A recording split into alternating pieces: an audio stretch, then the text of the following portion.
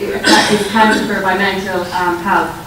And a recent study carried out at the Royal College of Surgeons by Mary Cannon showed they did a study amongst 1,000 Irish young people who were aged 11 to 13 years, and they showed that 15% of young people met the criteria for mental health disorder. So mental health difficulties are prevalent amongst young people. And this graph here basically shows the incidence of health conditions across the lifespan, and each colour here reflects a different health condition. So if we look at the age group, 60 and 70 years of age, you can see the major health conditions there would be cardiovascular problems, cancer, and neurological problems. But the yellow line there represents mental health difficulties, and we can see that there's a peak onset in the prevalence of mental health disorders between 12 to 25 years. So this is the age at which mental health difficulties are most prevalent. And actually we know that the services are the weakest at the point when they should be the strongest. So the services are weakest at that 12 to 25 year age group. So just to outline our research, to date in Ireland we don't have a good understanding of young people's mental health, and the aim of our research was to build a national profile to capture what are young people mental health like in Ireland. And we used a range of measures that have been used internationally so that we could see then, well, how are Irish young people doing in relation to their peers in other European countries. And we also wanted to look at the positive and negative aspects of mental health. So we didn't want to take this approach of just looking at the negative aspects of mental health. We wanted to look at positive aspects as well. And we wanted to compare our sample of Irish young people to international data. And then finally we wanted to build a model of the risk and protective factors associated with youth mental health, which could be used in prevention programs to enhance youth mental health. So at a later point we hope to develop a model to show what makes a young person resilient to mental health difficulties and what makes a young person vulnerable. So we sampled young people from 12 to 25 years of age, and at the second level then we have a sample of over 6,000 who took part in our research, and we randomly selected our schools based on the geographic locations. We have one school in each county who took part in our research, and we invited 145 schools to take part, and 71 schools agreed to take part, and we asked for one class at each school level, so one first year, second year, and so on, and about 49% of schools then was our response rate. And we obtained active parental consent, so each parent signed a consent form to take part, to allow their child to take part in the research, and then we also asked the young person to sign a form themselves to say that they agreed to take part. At third level then we had 7,600 young people from 18 to 25 years, and we've also targeted other groups of young people, so young people who are unemployed, young people who are in the workforce, young people who are in FOSS courses, and early school leavers, so young people in youth reach. So we wanted to target various different population groups of young people. And the tool that we use is called the My World Survey, and this is actually a sample of the survey that each young person received to fill out, and it's a comprehensive tool that basically looks at both the risk and protective factors associated with youth mental health.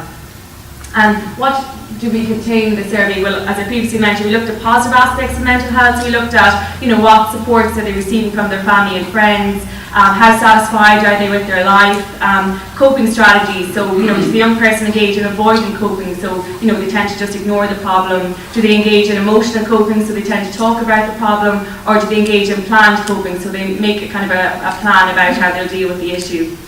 We looked at their optimism, so their optimism about life. We looked at their self-esteem, and that's previously been highlighted in some of the workshops today, the importance of a young person's self-esteem and enhancing this. We looked at their help-seeking behaviour, so that if a young person's in trouble, do they go and do they seek help? And then we looked at the quality of relationships with their family or friends and their romantic partners. And then we looked at resilience, so how resilient is a young person? And then finally we looked at a young person's connectedness with their peers, their teachers and the school. So they were the positive aspects of mental health that we wanted to look at. And then in terms of the negative domains, we looked at things like depression, anxiety and stress. We wanted to get a picture of what are young people's level of depression, anxiety, stress like. Alcohol use, we all know that alcohol is a major concern amongst young people in Ireland, so we wanted to capture, using the World Health Organization tool, what are the levels of alcohol consumption amongst young people. We looked at behavioural adjustment, so how did they adjust in school? So have they ever cheated on exam, be kicked out of school, gone into school, drunk, that kind of thing. We looked at their experiences of bullying, as Monica was talked about a workshop earlier today, bullying, looking at, is this an issue for young people in second level? We looked at experiences of racism, substance abuse, so, you know, do young people smoke cannabis, do they take drugs? And then a screener, an early screener for psychosis, included a measure to assess this as well. So our tool is actually quite comprehensive, targeting both the risk and protective factors of mental health. So this was the survey that we used with two different instruments developed for whether the young person was under or over 18. So for those who are over 18, we also looked at things like gambling, because this is becoming an issue amongst young people. We looked at suicide concern. And then each young person received a support card. It was to fit into their wallet, and it was just to, if they wanted to access support and services, it just gave them a list of who they could contact. And you know, we actually found that many young boys in school didn't want to take this support card home. Just often, I suppose, the image of, you know, should I take the card home with me? But what we asked the researchers to do was just to say, you know, you might want to take this support card home, but if you just want to keep it in your wallet for a friend if they're ever in trouble, you know, it's a good idea to take it with you. And this was a better uptake then amongst males of taking this card home with them. And young people liked the layout of the survey. They said they found it easy to complete and informative. And we asked them at the end, do they provide any comments that they wanted to, and we actually got some really rich data from young people about their mental health at the end. So I'll give you a quote at the end of what one young person said about the survey. So just in terms of our sampling frame, so I said we do have a sample of over 6,000, but just for the analysis today, a total of 4,794 young people took part. The mean age was 15 years of age, and we had an equal distribution of boys and girls who took part in the research, which is really good because a lot of research tends to be a higher percentage of females than males. So just some basic descriptive information. 81% of our sample said they lived with both parents, and 8% said they were living alone with their mothers. In terms of family size, 66% lived in families with 1 to 3 children, and then 27% live in families with 4 to 5 children, then another 7% live in families with 6 or more. And in terms of the ethnicity of our sample, they were predominantly white Irish. And just in terms of the breakdown by school year, we had good representation across the school year, which was important, just that we were representative of both, you know, the junior cycle and the senior cycle. So we asked them then, you know, do you enjoy your family life? So it was quite positive, about 70% of young people said they enjoy their family life. In terms of do you cope well with problems, nearly 50% said they cope well with problems. And then we asked them, you know, about feeling angry. Do you feel angry a lot? So 10% reported that they feel angry a lot, and we found that this, those who reported that they feel angry, this was associated with an increased risk, risk-taking behaviour, so like alcohol and drug use. And 70% said that they strongly agreed, or very strongly agreed that they had a special adult who was around them when they're in need. And actually, this is quite important that a young person has a special adult to support them, even if it's not a parent, if it's an aunt, an uncle, because we conducted a pilot study previous to this and we found that this is a good protective factor against mental health difficulties. So in terms then of looking at their depression and anxiety levels, we found that overall most young people were functioning quite well. So 70% were in the normal range for depression. Another, again, around 70% were within the normal range for anxiety. So there's about 30% then ranging from the mild, moderate, severe, very severe. And then in terms of stress, about 82% were in the normal range for stress. And in terms of self-esteem, we found that 73% had high levels of self-esteem. And we know that self-esteem is core to how a young person functions. So we actually we're quite happy that most young people have high levels of self-esteem, because we know that if you've low self-esteem, it predicts your vulnerability to depression, and those with high self-esteem, it's a predictor of your happiness. So then we decided to take a look at levels of depression, stress and anxiety across the school year. And what we find is that as young people move from the junior cycle to the senior cycle, there's an increase in their levels of stress, depression and anxiety. And also we find that their self-esteem decreases as they move across the school year. So bullying is a concern amongst young people. So we found that nearly half of young people report that they've been bullied at some point. And of those that have been bullied, 29% say they have been bullied within the past year, 19% have been bullied in the past 6 months, about 6% report that they've been bullied on a daily or weekly basis. And then we asked the question, where have you most frequently been bullied? And 77% say they've been most frequently bullied in school. So actually, we found that it's in the traditional setting in schools where young people report that they've been bullied, and that actually only 3% said that they've been bullied by text. And we've done 2 other school-based studies in Meath and Kerry, and we found similar findings again, so that actually it's in the school setting where young people report, for most of them, that they're being bullied. And most young people as well, they're bullied by people of the same age, so about 20% are bullied by older people. So on the whole, young people, a lot of them are bullied in the school setting by peers of a similar age. And then we looked at the link between bullying and mental health, and basically found that young people who are bullied, they report lower levels of peer and school connectedness, they've lower self-esteem, they engage in more avoidant coping, so they don't tend to deal with their problems, they tend to kind of, put their head in the sand, they can have higher alcohol consumption, and they report less support from their family and friends.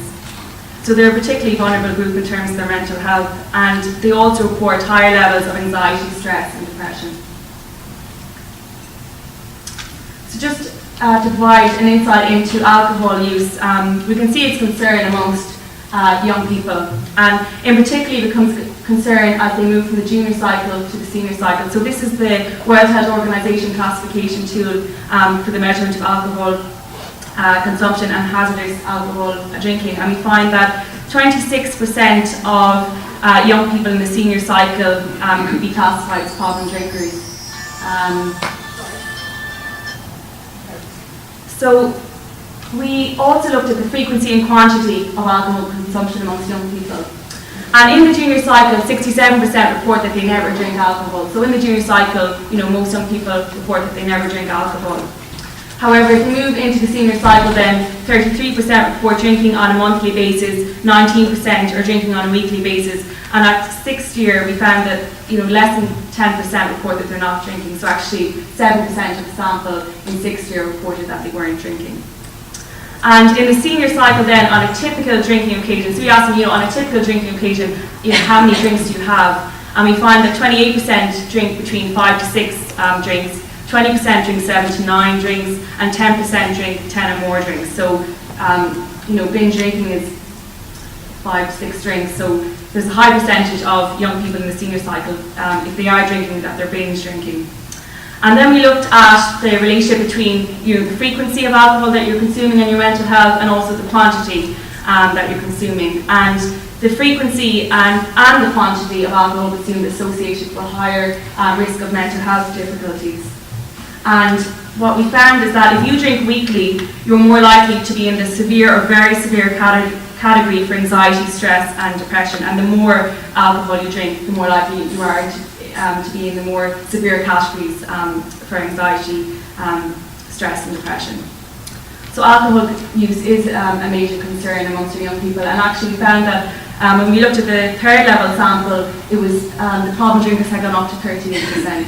So it increases right across the age group. So then we asked young people, what are the 3 biggest stressors in your life? And then we have this computer program which basically pulls out the biggest stressor that young people say. So here, school is coming up along with family and friends, but we recognise that school could just be a feature of where the young person spends most of their waking days. So, young people spend most of their day in school, so it's inevitable in a way that the school is going to be identified as a stressor in their life. And then family and friends are also identified as some of the top stressors.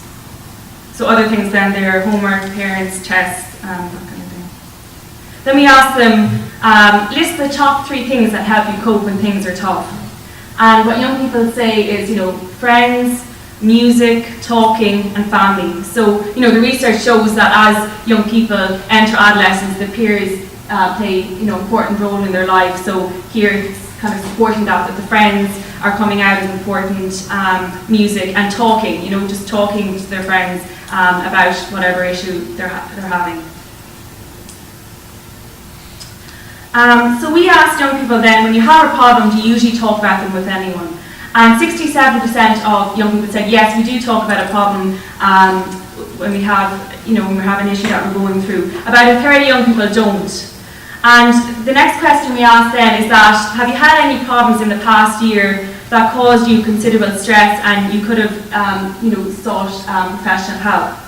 So about 9% of our sample said, I have had some problems, but I did not seek help, although I thought I needed it. And then about 6% said, yes, I have had problems and I did to seek help. So we decided then to look at the association between when a young person goes to seek help, how is it linked to their mental health. So this graph here looks at the link between self-esteem and help-seeking, and we see that when the young person says that they have a problem that they felt they needed help with, but they didn't seek help, it's the third box across, we can see that their self-esteem is lowest, and the self-esteem they're in the low self-esteem category. But that if the young person said, yes, I do have a problem, and I went and I sought help, that their self-esteem then tends to move back up towards the normal range. So it's just that if the young person says they have a problem and they need help and they didn't seek it, their self-esteem is quite low. But that when the young person who says they have a problem and they went and they got help, the self-esteem has increased. So it shows the importance of getting help when they need it. Then we looked at this link between help-seeking and depression. And again, if the young person has had few or no problems, or they've had some problems, but they thought they were okay, their depression levels were within the normal range. But again, we see a big increase, and basically, if the score is above 14, it indicates that they have moderate levels of depression. So if a young person has a problem and they didn't go and seek help, their depression levels are in the moderate range. Whereas if they had a problem and they went and they got help, the depression level is moving back down towards, or peaking down towards the normal range. So in terms of the key messages then from our research, we can see there's an increase in mental health difficulties across the school year. So levels of stress, anxiety and depression increase as young people move from the junior cycle to the senior cycle. Bullying is an issue, and Monica referred to that earlier. Nearly half of young people said that they've been bullied at some point. But actually found that it was the traditional, in the school setting amongst young people of the same age was identified as, the frequent form of bullying. There's significant levels of alcohol intake in young people, and many of these young people, they're not even within the legal age for drinking. About a third of young people say that they don't talk to someone when they have a problem. So 1 in 3 young people don't talk about a problem when they have one. But then at the same time, there's 2/3 there that do talk about the problem when they have one. And 9% of young people report that they have problems and that they don't seek help. And we can see there that if a young person has a problem and they don't seek help, it's linked with lower self-esteem, higher depression levels, and we also looked at it across things as well, like their family support is lower, their anxiety levels are higher, their stress is higher. So how do we support our young people then, through any mental health challenges and difficulties that they have? So in the past, mental health services have been addressing the needs of young people, and the main barriers that have been identified by young people is that when they go to seek support and services, there's a lack of confidentiality. They often feel that there's a stigma associated with mental health, that they're being judged by health professionals, Often it's just the cost associated with either going to the GP or seeking mental health expertise, and also inconvenience of the services. And often young people just don't know where to go to seek help. So in response to this then, Headstrong set up to try and I suppose address some of the failings of the existing support services for young people. And what Headstrong does is it's an initiative which aims to try and improve mental health amongst young people aged 12 to 25 years, and it works with communities. So it has a range of initiatives ongoing, but it's all about promoting health, mental health awareness and reducing the stigma around mental health. And as part of the Headstrong initiative, one thing that they have developed are these jigsaw sites. And basically these are drop-in centres that young people can access supports and services for any issue that they're going through. So a lot of the people accessing these services, they mightn't have a mental health, say, diagnosis, but they're going through a tough time, they need someone to talk to, they're looking for support. And why Jigsaw is different to other services, that it's free, it's confidential, it's youth friendly, so young people can just drop into the centre and they get support immediate as well, so there's no long waiting list. And there's a youth advisory panel on board all these Jigsaw sites, and these young people are involved in things like interviewing the staff who get hired in Jigsaw. They're involved in picking out where the building should be situated and how the building is designed, and all the different services provided within each Jigsaw site. They're discussed with the young people. And this is an example of Jigsaw site in Galway City Centre. So is Jigsaw working? Well, this graph has been recently updated, but the research shows that 2,000 young people have accessed the service since 2009, and many of these young people are just going in just to get support for whatever issue they have. So it could be something like exam stress, a romantic relationship breakup, or it could be something more severe like an alcohol problem. And it's working because young people are referring themselves or as their parents. So they're the two major sources of referral: is parents bringing their young child in, or bringing their adolescent into the service, or else young people are just dropping into the service themselves. And we can see that there's a gender balance, so there's an equal amount of male and females accessing these services, and that's really important because actually the research shows that males are much less likely to seek help. And here we can see that if we create the proper environment, that men will come and young males will come and access these services.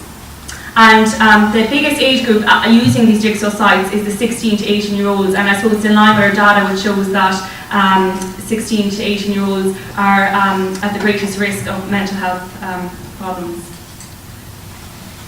So this is just one of the comments that a young person wrote at the end of the service. So we just say we welcome any comments that you may have. And this young girl says, I just wanted to say I really like the idea of the survey. In helping to understand teenagers better, we might be able to provide better facilities. I lost a close friend to suicide a year ago, and I wish I could have done something to help or make her feel better. I hope that this survey helps people in the future. Thank you. So basically we hope that the findings from this research and it's conducted in conjunction with Headstrong will feed into the development of improving supports and services for young people. So I'd just like to thank all the young people who took part in our research, the parents, the schools and the teachers. We really value everyone who got involved in this research, and also there was a huge research team involved, so I'd like to thank them and also our volunteers who worked with us. So thanks a million.